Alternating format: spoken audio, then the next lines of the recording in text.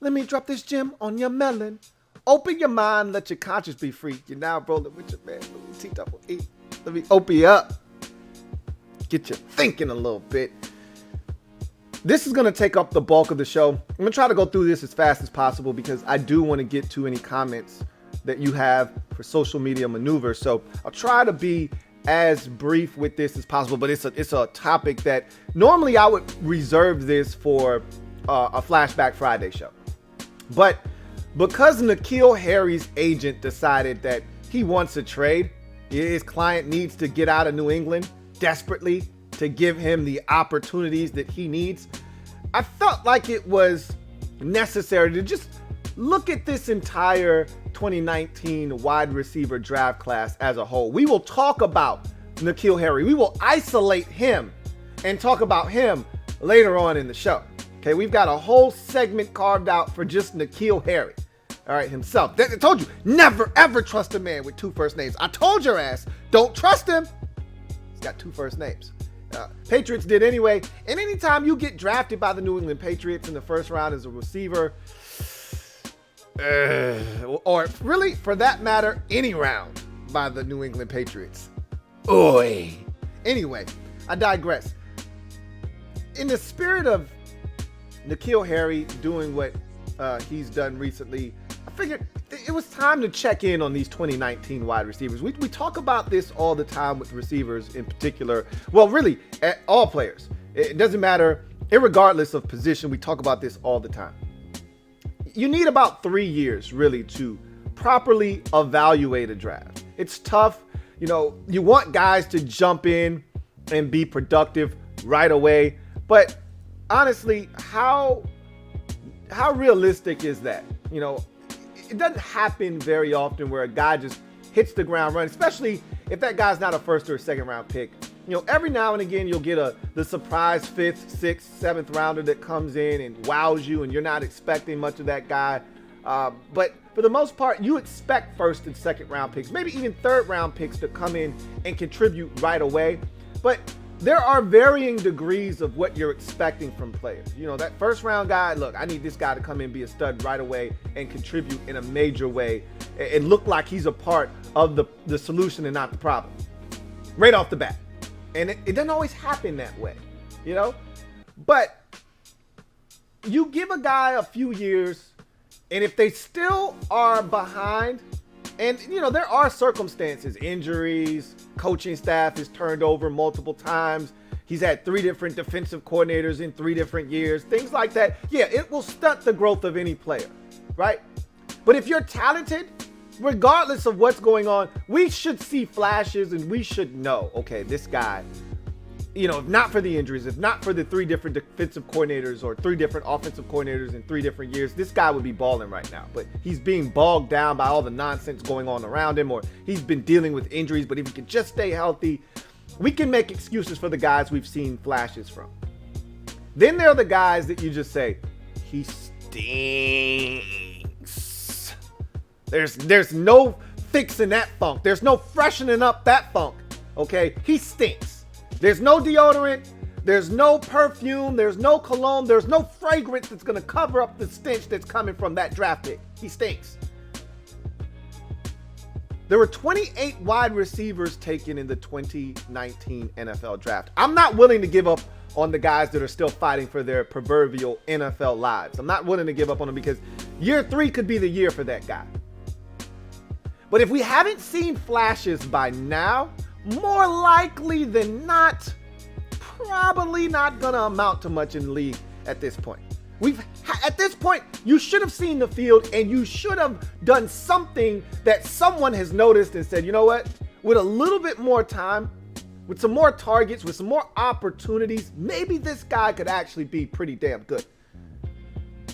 So out of the 28 receivers taken in the 2019 NFL draft, I've highlighted the guys that I believe have made an impact already and are keepers in this league and are going to remain guys that continue to produce in this league if they are able to stay healthy. there are 12 of these guys out of 28 wide receivers that were taken. And you know what? That's right around the hit rate. You know, you talk to any evaluator, any GM, you talk to anybody that has anything to do with the draft, and they'll tell you, if I can hit it at a 30, 35, 40% clip, I feel pretty damn good about what I've done. Really, the number is 30%. Anything above that, you feel really good about what you've done. So essentially what I'm telling you is, if you draft 10 players, you would like to hit on at least 3 guys that you know moving forward, they're part of the nucleus of this football team. That's what you're looking to do from every draft. Now, obviously, you'd like to be like the Saints back in 2017, and you'd like to hit on like 6 of 8 guys that you draft and have them all be studs. That's the preference, but that's not the reality a lot of times with these drafts. If you can hit at a 50% clip, you might go down as one of the greatest GMs of all time. You know, if you draft 8 guys and 4 of them end up being studs, the next draft, you've got 10 guys and you get 5 of them to turn out to be studs for you, you're going to end up in the Hall of Fame. That's how big of a crapshoot the draft is.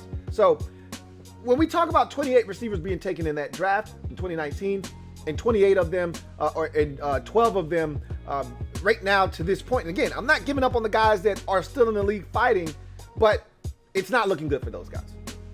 Anyway, I digress. Let's go through each and every single one of these wide receivers taken, all 28 of them, some briefly, some a little bit more attention will be paid to them, and we'll go through them in each and every single round that they were selected. So let's start in the first round. Only 2 receivers were taken in the first round, and this is when you know you've got a rough draft at the receiver position, when there isn't a top 15 wide receiver to be had.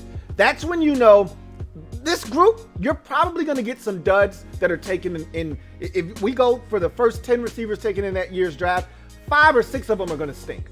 When you don't have a top 10 receiver, you don't have a top 15 wide receiver, you're going to end up with some problems, more likely than not. And that's, you look, just because you don't have a top 15, or, you know, because there have been drafts, i.e. the 2017 draft? Is that the, no, I think it's 2018 draft with Corey Davis and John Ross. Both of them were top 10 picks, I believe. Neither one of them re-signed with the team that drafted them. So again, it's not a guarantee.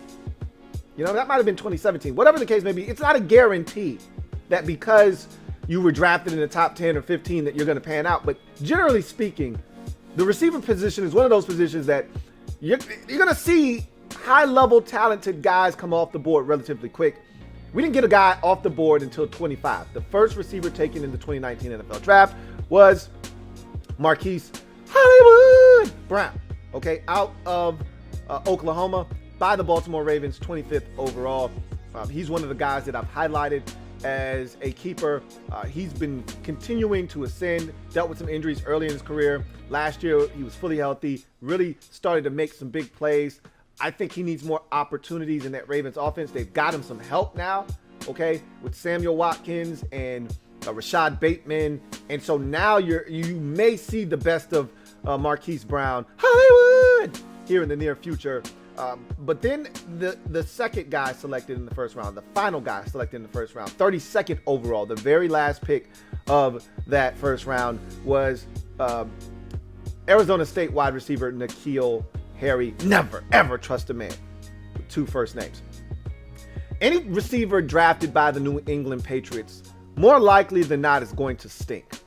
I can't recall the last time the Patriots drafted a guy. Now, they seem to have success with undrafted receivers that they have, or guys that they trade or sign from other teams. That's usually how they're successful. Bill Belichick is terrible at identifying talented wide receivers. So if you're looking for receivers that have had success in this league, that were drafted by the New England Patriots, you're looking for the wrong, you're looking at it all wrong, because they don't find receivers. They can't do it. They're physically incapable of drafting receivers that are successful in this league. Look at all of the receivers that have had any kind of success with the Patriots, and every single one of them has come from another organization, whether you're talking Wes Welker, Danny Amendola, Julian Edelman, wherever. Edelman wasn't drafted. Okay? Edelman wasn't drafted. So those guys they seem to have success with. Undrafted guys. They've got a guy now, Jacoby Myers, not drafted. He's having success with the Patriots. But if you want a drafted receiver in New England, you're going to see a guy that's going to fail. You know, Bethel Johnson and I forgot the other guy's name that was Chad Jackson and Aaron Dobson and the list goes on and on. Add N'Keal Harrly to that list. They are incapable of drafting receivers that have success in this league. And all of those guys that I mentioned played with Tom Brady, and they still couldn't cut it in this league. Their best receivers, Troy Brown, I don't know if he was drafted in New England or not, but he was before Belichick got there. Yeah, Troy Brown was a Patriot before Belichick got there, so he doesn't count. But the Givens and all of those guys that they had, what was the name of the other guy? Deion Branch. I don't think any of those guys were drafted by New England. So I digress. N'Keal Harrly stinks right now. I was a N'Keal Harrly fan, but the one thing that was evident when he was in college, he couldn't separate. He could not separate. And I said, look, the thing that he did so well at the collegiate level is that he was able to use his body as his separation. A wise man once told me there are now 3 ways to separate. Used to only be 2. Either you had to be elite with the quicks or you had to have game-changing speed. Those were the 2 ways to separate back in the day. And then there was the advent, the back shoulder fade, and guys started separating with frames. Okay, your size now is a way to separate. Guy could be draped all over you. You got long arms and you know how to use your body as a shield. You too can have separation. Well, N'Keal Harrly was one of those guys. I said, no worries. Nope, he's not quick enough to separate from anybody with quickness. He's not an elite route runner. He's not fast enough to scare anybody off where they give him a cushion. He's going to have guys in his hip pocket, but he's a big dude. 6'3", 6'4", 230, 225. He should be just fine. I was wrong. Okay, I was wrong. So he's struggling. Can't separate. Having issues. He had issues staying healthy his rookie season last year. It was rough for any receiver with the Patriots just because the quarterback position wasn't stable last season. But N'Keal Harrly, struggling. We'll talk more about him a little bit later on in the show. Those are your 2 first-round receivers, though. That's it. You go to the second round, we started to see a run on wide receivers. Everybody said, hey, they're going fast. Let me get mine. So 36th overall, the San Francisco 49ers took Deebo Samuel, wide receiver out of South Carolina. He was the 3rd wide receiver taken in the 2019 NFL draft. He's been really good when healthy. He was a huge catalyst offensively for the 49ers run to the Super Bowl in 2019. He was really the focal point of their offense towards the end of the season. Remember, he set the Super Bowl record for most rushing yards by a wide receiver. I mean, he became really their offense. Whether he was running that drift route over the middle of the football field and catching it and turning into a running back, or they simply just decided to hand him the football, jet sweep, or in the backfield. Deebo Samuel became that guy for them offensively. He was banged up last season, but he's a good football player, and he's going to be utilized correctly with Kyle Shanahan, and has been to this point of his career. 4th receiver taken in the 2019 NFL Draft, 51st overall. Ole Miss wide receiver A.J. Brown, selected by the Tennessee Titans, arguably the best receiver of the draft class to this point. I think there is maybe a 3-way tie, or you're depending on what your preference is. You got 3 guys, and we'll talk about those guys as we get to each and every single one of them. He's one of those 3 guys in this draft class that stands out. He's made big plays. He's also had some big drops. At the end of the day, he's ascending in this league as a big-time playmaking wide receiver. Is he a true number 1? I think there is a discussion to be had there. I think that's part of the reason the Titans went and got Julio. Not to say that he's not. A.J. Brown is not a number 1, but you can add a guy like Julio Jones, you do it. But I still wonder can he stand on his own? A.J. Brown. He had Corey Davis on the opposite side. Look, every Batman needs a Robin. And he had a Robin on the other side in Corey Davis. But the perception was he was Robin initially. And then quickly we figured out, no, he's Batman. Corey Davis is Robin. So we'll see what happens. He's still, I guess he's Robin again. Now Julio Jones in the fold, we'll see what happens. But nonetheless, whether he's a 1 or 2 or 6 or 7, the guy's a beast. So the Titans got that right. 5th receiver taken in the 2019 NFL Draft. 56th overall, Chiefs take Georgia wide receiver N'keal Harrly. Remember the context of this pick. I thought it was a little early for N'keal Harrly, but remember the context of this pick. You had some issues, some legalities, off the field with Tyreek Hill. He was due for a contract. They didn't know what was going to happen. Remember, the audio had gotten released with him and his baby mama, and there was some sketchiness going on there. And so they didn't know if this was going to be the end of Tyreek Hill. The cancel culture was just starting. He could have easily been wiped away and done with. They said, we can't live without speed. So if he isn't going to be in the lineup anymore, we need a guy. And so they drafted N'keal Harrly just to be safe. Turns out Tyreek Hill was able to get through that foobar, if you will. And they just said, well, you know what's better than one speed demon? Two. So they added him to the mix. He's been exceptional for them, not only as a receiver, but also in the returns game as a punt returner specifically. So N'keal Harrly, a big-time receiver for them. He's going to be their number 2 this year. They're expecting big things from N'keal Harrly, so we're going to see what happens. He's had over 600 yards receiving in each of the first 2 years of his career. He's been really good for the Chiefs. He's another one of those guys I've highlighted. So to this point, we've had 5 receivers come off the board. 4 of them I've highlighted as playmakers that are going to continue to be fixtures for their teams in this league. Now we start to get to the funkies. The guys that stink. All right. 6th receiver taken in this draft, 57th overall. So the very next pick after the Chiefs took N'keal Harrly, the Philadelphia Eagles take J.J. Arcega-Whiteside out of Stanford. And there were a lot of people that thought that this guy was one of the best receivers in this draft. You go back and you take a look at some of those mock drafts and see where J.J. Arcega-Whiteside is in a lot of those mock drafts. I saw a bunch of mock drafts where this guy was in the top 15 of the draft, where there was no way he's getting out of the first round. A lot of people thought I wasn't one of them. I wasn't the biggest J.J. Arcega-Whiteside fan. I was shocked that he went as early as he did, to be honest with you. I thought that was early for him in the 2nd round. I thought he was a 3rd round talent. That's what I had projected him to be. Turns out that now he did have some ability to go up and get the football. There were some things. He ran fast in his pro day. There were a lot of things he did well that gave him an opportunity to be selected, in the 2nd round, 57th overall by the Eagles, and gave people reason to believe that he should have been taken higher. Man, has this guy been extra funky or what? Now, you could blame it on, circumstance in Philadelphia, but they haven't had anything at receiver. The fact that they've had nothing, and I mean nothing, really, for the last 2 years of receiver, and this guy hasn't emerged yet, speaks volumes to me.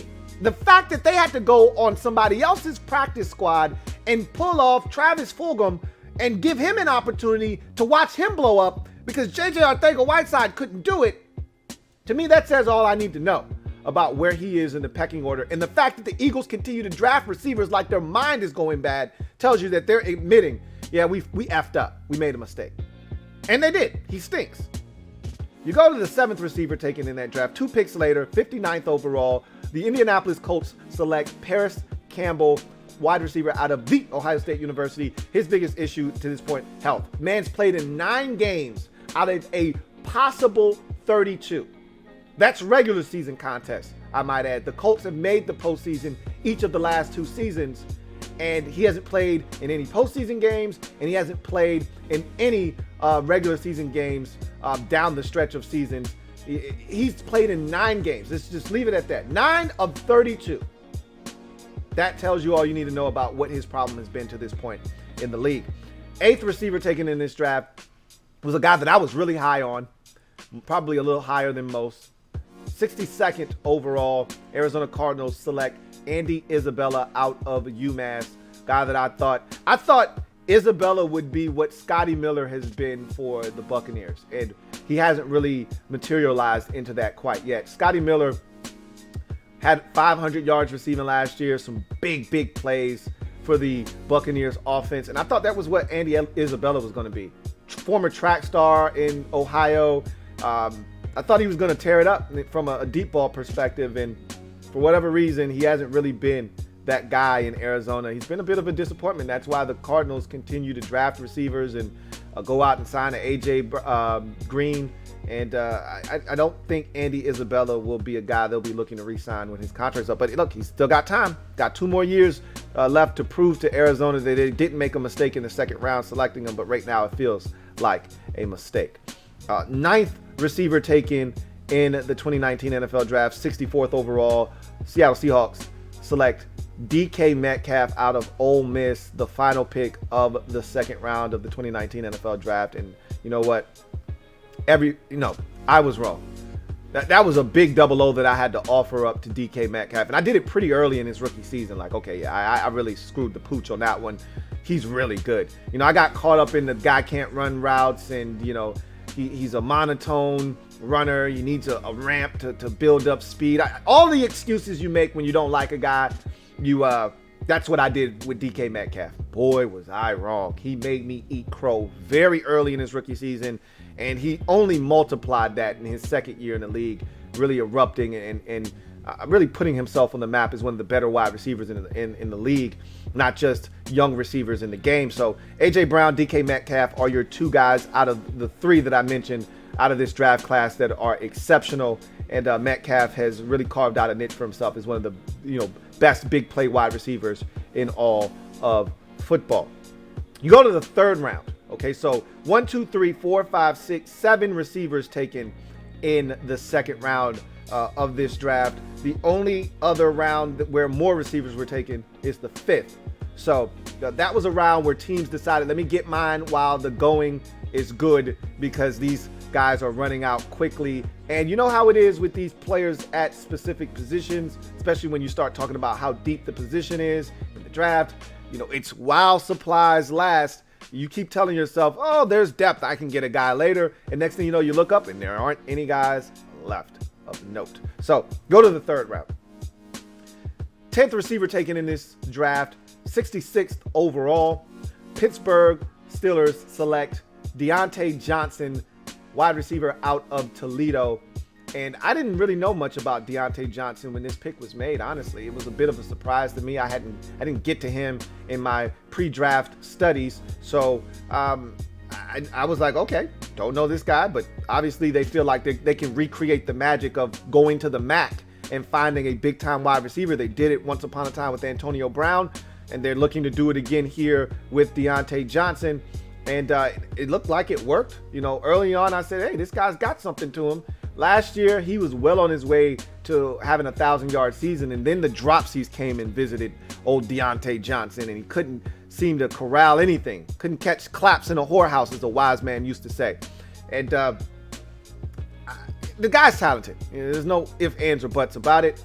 He's a part of a big 3-headed monster out there in Pittsburgh, and you could argue that of the 3-headed monster, he's the most talented of the trio. I don't know if that's an argument that you could disagree with. I mean, when you look at those guys, Juju Smith-Schuster, Chase Claypool, I don't know if Deontay Johnson isn't. I mean, obviously, Chase Claypool's 6'4", he's 225, 30 pounds, runs like a deer.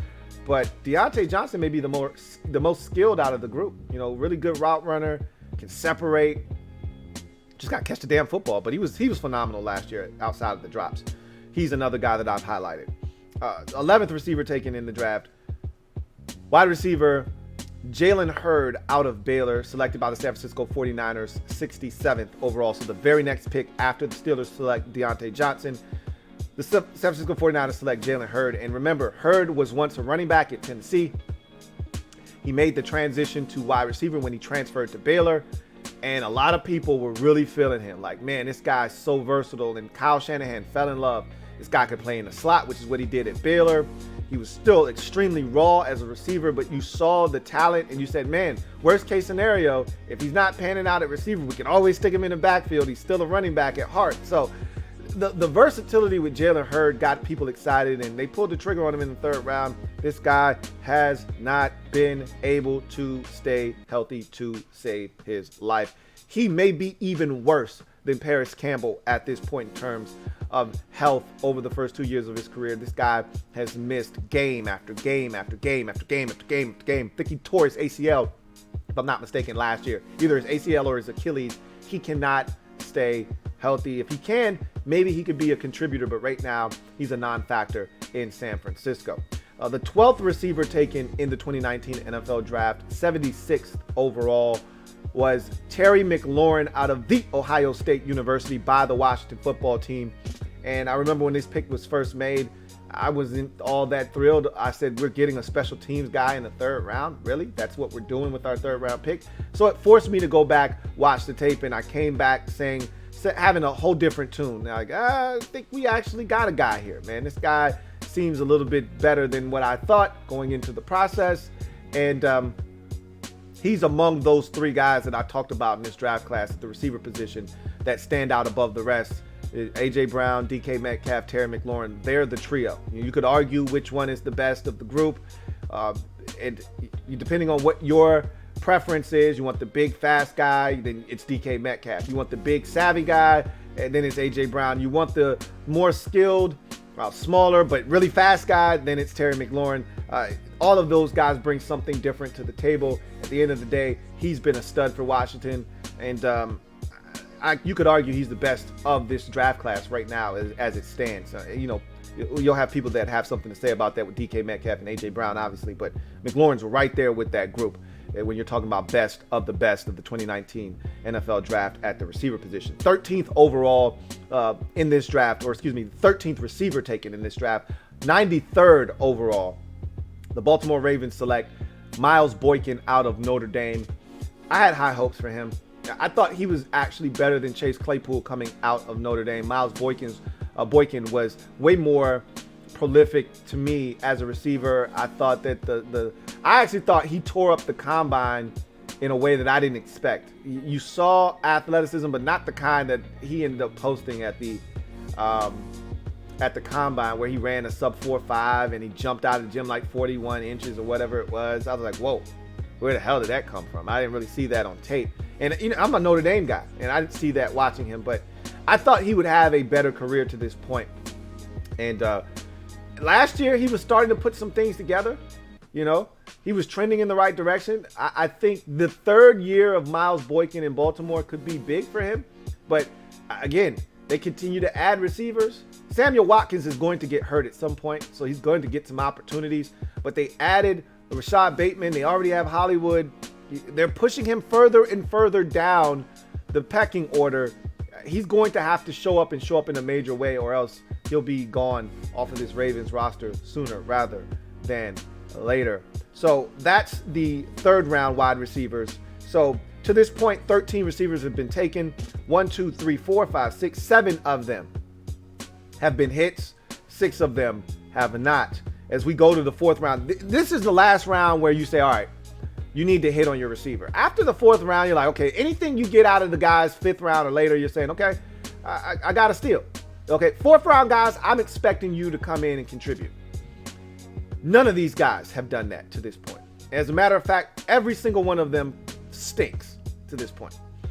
Doesn't mean they won't have a chance. This first guy won't have a chance. His career is over. I don't even know if it ever even got started. 14th overall receiver taken, 103rd overall pick. The Arizona Cardinals select Iowa State wide receiver Hakeem Butler. Ugh, that's nasty. Ugh. Whew. I remember thinking, this guy's got something. Now, I said, hey, there's some things I don't like about Hakeem Butler. There's a lot of things I don't like, but I'm like, man, you can't teach 6'5". You can't teach 220. You can't teach his ability to go up and get the football. Man, I think he's got a chance. I actually was excited about him landing in Arizona with Kyler Murray. So I was like, man, they doing some things here, man. You remember, Kyler Murray was taken #1 overall in the 2019 NFL Draft. So you add Andy Isabella, you add, Hakeem Butler to go along with Larry Fitzgerald. And I think, if I'm not mistaken, they had already drafted Christian Kirk the year before. So I'm like, man, they're putting some stuff together out there in Arizona. Ugh, kind of wrong about that. Andy Isabella, not so much. And Hakeem Butler, I don't think he saw a snap in Arizona. I don't think he's seen a snap in the National Football League. They cut him before the start of his rookie season, and I think he latched on. Another team gave him a tryout, And I know Washington had him in for a tryout and nothing. This guy stinks, man. I don't know if he ate his way out of the league. I don't know if they just said this guy doesn't love it. Whatever. Hakeem Butler, he just, for whatever reason, stunk. Period. So that was a wasted pick by Arizona, essentially. In the 4th round. Can't waste 4th rounders. 15th pick, or 15th wide receiver, 120th pick. Seattle Seahawks select Gary Jennings Jr. out of West Virginia. I actually thought he would be a really solid possession receiver, come in and give them, some Jericho Cotchery type vibes. Hasn't panned out. They cut him his rookie season, didn't make their team. They wanted to stash him away on the practice squad. I think he got snatched up by like the Dolphins and stayed on their practice squad all year, didn't get any burn there, and then got released, and now he's in Indianapolis. We'll see if he has an opportunity to, make something of his NFL career there. I think the guy has some talent. He's not, dynamic in any, sense of the word, but I figured he would have gotten on the field at some point. And, sometimes with these receivers, any position for that matter, it's all about opportunity. You land in the wrong spot. It's a logjam at receiver. It's a numbers game, and you just happen to be on the outside looking in. It's rough. You want the opportunity to be able to have a chance to play. That's the only way you're going to be able to show that you can actually do it at this level. I think in Seattle, I look around, I think they don't have a ton of receivers. So he must have not have been performing at a high level. And some guys don't get it right out of college. It takes them a while to adjust to the speed of the game, the level of competition, digesting a playbook. A lot of these guys looked over at the sideline, they saw a card of Jay-Z, and they knew where they needed to line up. Now you got to learn, terminology and all of that stuff. Some of these guys, it's a struggle for them. So anyway, he is no longer in Seattle, and he hasn't made a dent in this league to this point. Hopefully he'll get a chance in Indianapolis. 16th wide receiver taken in this draft, 126th overall pick. The Chicago Bears select Riley Ridley out of Georgia, the brother of Calvin Ridley. I thought he had a chance to be solid. I didn't love him at Georgia. I thought he should have gone back to school one more year. He came out early. It is what it is. He's made minimal impact in the league to this point. And, the Bears haven't had the greatest quarterback situation, so that doesn't help a guy like Riley Ridley at all. But the guy's talented. We'll see what happens. He's going into his 3rd season. He started to get a little bit of run toward the end of last year, so we'll see if it manifests itself into anything in year number 3 for Riley Ridley. But right now, none of those 4th round wide receivers, that's the last 4th rounder, none of them right now have done anything in this league, and Hakeem Butler's career is over. So we go to the 5th round. You get 1, 2, 3, 4, 5, 6, 7, 8 receivers, the most receivers taken in any round. Or excuse me, I digress. I take that back. My mistake. 2 receivers taken in the 5th, and you get 6 receivers taken in the 6th. That's the round that compares to the 2nd round in terms of how many guys were selected. I think there were 7 in the 2nd round. That's the most of this draft. But in the 5th round, you had 2 guys selected, and both of them turned out to be hits. The 17th receiver taken in the draft, 149th overall wide receiver, selected by the then Oakland Raiders, now Vegas Raiders, Hunter Renfrow from Clemson. He's been a slot machine for the Raiders, been a really good receiver. When healthy, he's been exceptional for them. I've highlighted him. He's been really good to this point. And the 18th receiver taken 171st overall in this draft by the New York Giants, Darius Slayton out of Auburn. He's been a revelation for the Giants. I don't know if they knew what they were getting when they took him in the 5th round, but for the first 2 years of his career, he was posing as a number 1 wide receiver. That's tough to do. That's a tough ask of a 5th round receiver, but yet he pulled it off, as best as he could. They got him some help. They told him, hey, we really appreciate what you've done the first 2 years of your career. We made you into a 1 when you are a legitimate bona fide number 2, and you gave us everything you had. Now you can rest easy, man. We went and got you a legitimate number 1. You are Robin. You're nobody's Batman, and we know that. And we really appreciate you trying to wear the cape. But now we got Kenny Golladay. You can be his Robin, and you can do your thing. And so I think you could see a massive uptick in production for Darius Slayton this year. Again, all hinging upon the growth and development of Daniel Jones. If he takes that next step, they've got enough receivers out there where guys like Slayton and Shepard and even their rookie wide receiver out of Florida, Kadarius Toney, all can eat as well. So Darius Slayton, a guy that's really performed at a high level. I think he's had 2 seasons of over 700 yards receiving in his first 2 campaigns. He's been really good for the Giants on the low. I don't think a lot of people understand how good he's really been for that Giants offense. So he's another guy that has been highlighted as well. So now we go to the 6th round. You got 5 or 6 receivers taken. And this is where you get into that danger zone where you're like, okay, the expectations shouldn't be too high for guys in really the 5th, 6th, or the 7th. So Keyshawn Johnson was the 174th pick in the draft, selected by the Arizona Cardinals, 19th overall wide receiver out of Fresno State. Really just hasn't materialized the way that they thought he would. He was supposed to come into the league as a technician, a guy that could win and get open and separate. Hasn't really done that to this point, whether it's been injuries, lack of opportunities, lack of targets, or just flat out not getting it done when the opportunities presented themselves. He has been a bit of a disappointment because even though he's a 6th round pick, I think they were expecting things from Keyshawn Johnson. Haven't really gotten that from him at this to this point. The next guy selected 20th overall in this draft in terms of wide receivers, 184th pick in the draft. Detroit Lions select Travis Fulgham out of Old Dominion University. And this is a guy that I was excited about. He was one of the first Old Dominion University players to be drafted. In that same year's draft, O'Shane Ezimenes was drafted, and those two coupled together to become the first guys drafted from the ODU program. Now, other players had already made it to the league from ODU, including Taylor Heineke, but he wasn't drafted. So it was a sense of accomplishment. Like, man, now the program is starting to get guys into the league and get them in, not through the back door as undrafted guys, but actually having teams spend draft picks on these players. And so it was a watershed moment. Really excited for him.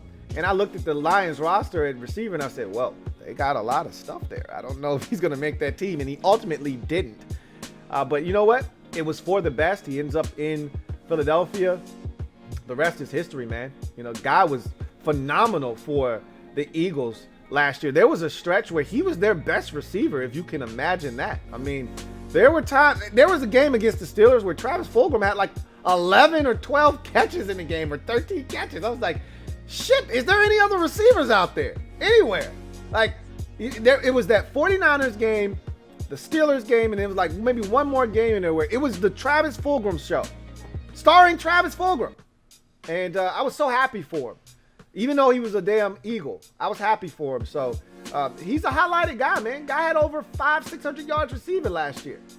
So he didn't do it with the Lions, but he's found a home in Philadelphia. We'll see what happens with him. He was the 20th receiver taken in the draft. 21st receiver selected in this 2019 NFL draft. 187th overall. The Denver Broncos select Javon Winfrey out of Colorado.